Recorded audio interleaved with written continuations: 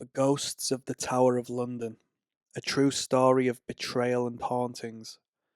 December 1984. The Tower of London, London, England. Anthony had always been drawn to history, so when he was offered a position as a nighttime guard at the Tower of London, he accepted without hesitation. Working in one of Britain's oldest and most infamous fortresses was like stepping back in time. The stone walls, the iron gates, the winding corridors. Every corner seemed to hold secrets from centuries past. Little did he know those secrets would make their presence known. From his first night on duty, Anthony could feel something was wrong.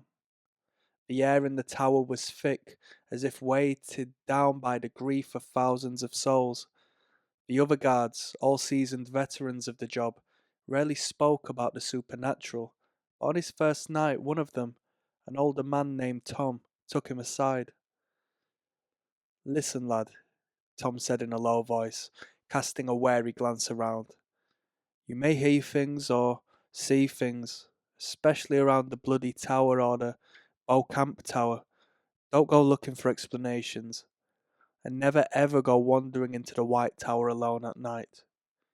Anthony laughed nervously, assuming it was part of a traditional initiation prank, but Tom's grave expression lingered in his mind as he took his post.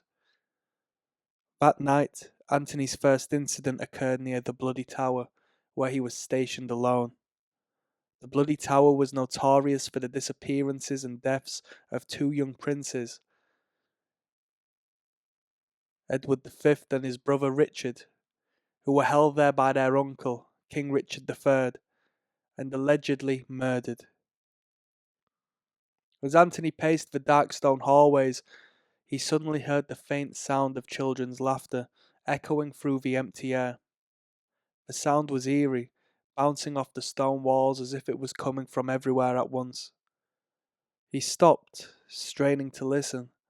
The laughter was accompanied by quiet footsteps, light and playful as if two children were running just beyond his sight.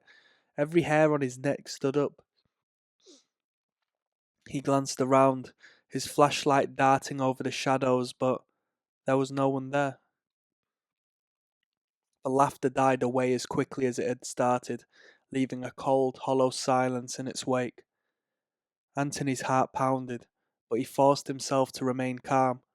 He remembered Tom's advice and continued his rounds, though he couldn't shake the eerie feeling that lingered in the air.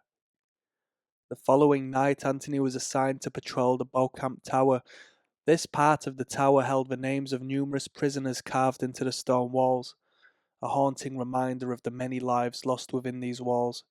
It was here that Lady Jane Grey, the 9 Days Queen, had been imprisoned before her execution. Rumours abounded about her ghost haunting the area, wandering in sorrow.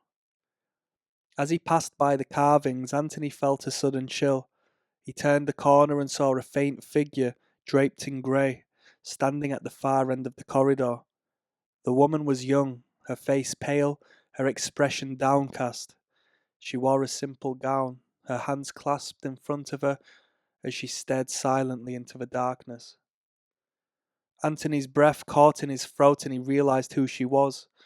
Lady Jane herself, the young queen who had been betrayed and executed, her life tragically cut short. She seemed so real, her sorrow palpable, and for a moment he thought she might turn and look at him. But then, without warning, she vanished, dissolving into the shadows as she had never been there. Anthony was left standing alone in the corridor, his heart racing as he tried to process what he had seen. He didn't sleep that night, haunted by the memory of her face and the sadness in her eyes. Over the next few weeks, Anthony heard more tales from his fellow guards. One of the most chilling was that of Anne Boleyn, the second wife of King Henry VIII, who had been executed within the tower walls on charges of treason and infidelity. Anne's ghost was said to haunt the Tower Green, where she had been beheaded, as well as the chapel of St. Peter ad Vincula, where her body had been laid to rest. One evening, Anthony was on duty near the chapel when he saw a flash of movement near the altar. He turned, his flashlight illuminating the darkened space, and froze. There, kneeling at the altar, was a woman dressed in a shimmering white gown, her head bowed as if in prayer. Her figure was translucent, her form faintly glowing in the dim light. Realization dawned on Anthony as he recognized the figure from countless portraits.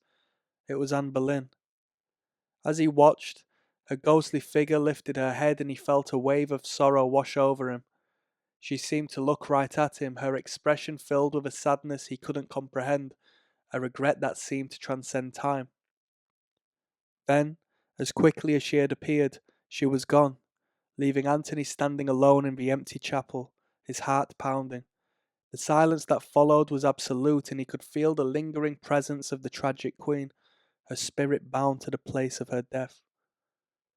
The final and most terrifying encounter happened on a cold December night as Anthony patrolled the White Tower, the oldest part of the complex and a place infamous for its bloody history. The White Tower was where countless prisoners had been tortured, and it was said that the ghost of Sir Walter Raleigh, imprisoned here for many years, wandered the halls in silent contemplation. Anthony was walking through the corridors when he heard footsteps echoing behind him. They were slow, measured, the sound of boots on stone. He turned, expecting to see one of his fellow guards, but the corridor was empty.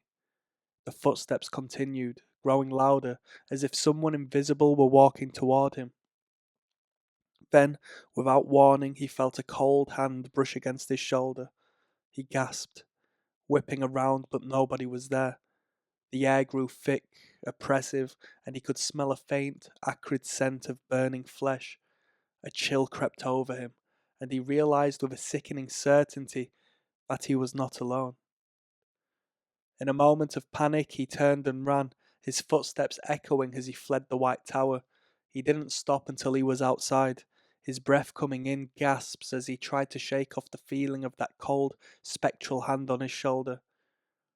Anthony left his post at the Tower of London not long after, unable to bear the constant sense of unease, the feeling of being watched by unseen eyes. The ghosts of the tower were real. He was certain of it. Spirits bound by sorrow, betrayal, and an endless cycle of grief. To this day, visitors to the tower report sightings of Lady Jane Grey's sorrowful figure, the laughter of the lost princes, and the ghost of Anne Boleyn still haunting the site of her execution. Some have even felt that cold hand in the White Tower, the touch of a restless spirit bound to the stones of one of England's most haunted places. And for those who dare to explore the tower after dark, there is a warning that echoes through the ages. Once you've glimpsed the ghost of the tower, they will remember you, and they are never truly gone.